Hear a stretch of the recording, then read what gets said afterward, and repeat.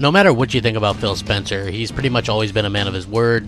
And when you go back and read some of his interviews and some of the things he said, it's easier to kind of piece together what's going on with Xbox, because he's honestly been very upfront about everything. And so when he was talking about a certain aspect of single-player games, when you go back and look at it now, you get a whole new perspective of what he's talking about, and you can really appreciate what the sales of Horizon Zero Dawn and like Zelda Breath of the Wild and some of these games actually mean, and what it means for us Xbox fans in the future as well. What's up, everybody? Crapgamer here with Crapgamer Reviews, back with another video. Thank you guys so much for checking it out. I certainly do appreciate it.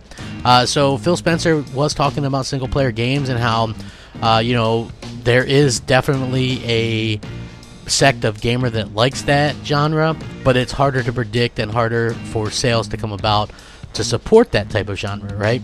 And when you talk about Horizon Zero Dawn or Zelda Breath of the Wild, these games that have pretty incredible sales numbers, right? Like Horizon Zero Dawn just hit almost 8 million copies, which is pretty damn incredible when you think about it. And what that means for Xbox fans is it shouldn't mean jealousy, it should mean elation. And why would it mean elation? Because it proves to Phil Spencer, who in multiple times has also said he's learning at the job, right? He said he learns all the time at the job and then can incorporate and change his tactics. So he's learning that there is definitely a group of gamers out there that wants this type of game, this single-player RPG experience, and this is why we could possibly be getting stuff like Fable 4 and different types of single-player games with campaigns and things like that. And I think that says all we need to know about the man, you know? He was upfront about pretty much everything, the power that Xbox One X would have. He said, he'd do it in big numbers, not small numbers. It wouldn't be modular, that things are optional. And I think that at the end of the day, he doesn't get enough credit for that. He gets, especially in the Xbox community lately, a lot of bashing. Some of it may be deserved, because it's always good to critique people that are, in charge of something that you're a consumer of.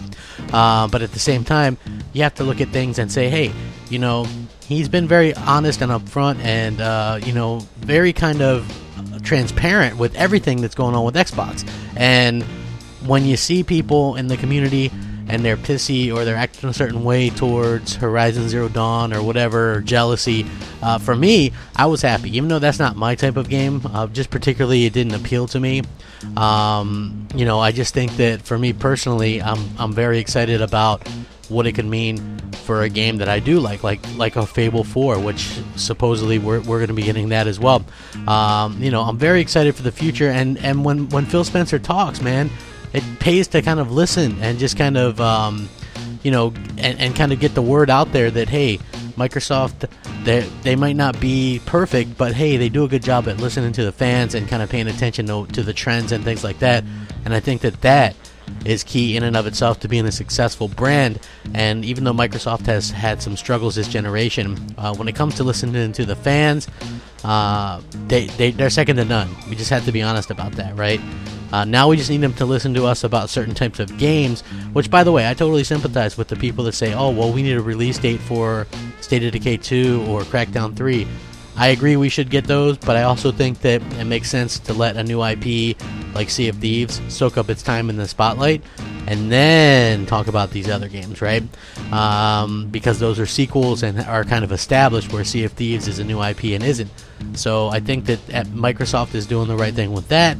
And then, of course, at E3, you gotta have the games.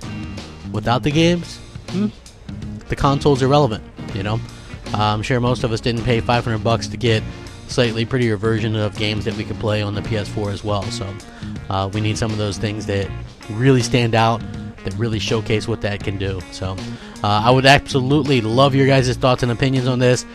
Phil Spencer, love him or hate him, he's been pretty honest right from the start with pretty much everything. So I'd like your guys' take. Sound off, rate, comment, subscribe, rack 'em up.